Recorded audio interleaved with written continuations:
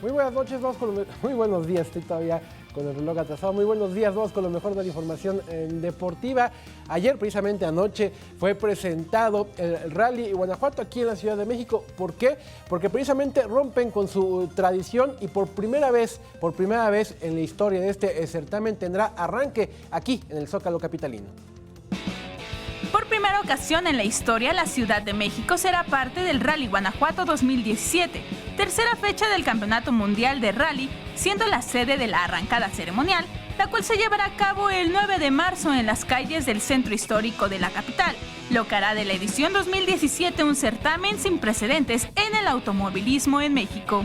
Y ahora es una gran noticia porque FIA tiene toda una serie de rallies y digamos que este es el rally número 1.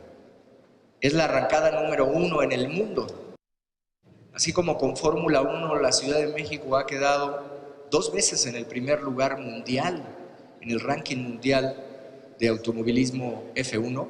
Estoy seguro que esto dará una potencia muy importante a un rally consolidado. La salida será el 9 de marzo a las 19 horas en el Zócalo capitalino, donde los pilotos recorrerán las calles de 20 de noviembre, 5 de febrero, Venustiano Carranza, Uruguay, Pino Suárez y la calle Monte de Piedad. Ahora estarán los vehículos de este importante rally, aproximadamente 28 vehículos que estarán en esta arrancada, una arrancada que va a poder disfrutar la gente de la capital y la gente que venga de fuera, porque además será una derrama económica, estoy seguro, muy importante para nosotros en la Ciudad de México. Con este nuevo cambio en el Rally Guanajuato, se busca hacer una de las mejores ediciones de la historia. Con imágenes de Manuel Hernández, Vianey Zárate, 21 Noticias.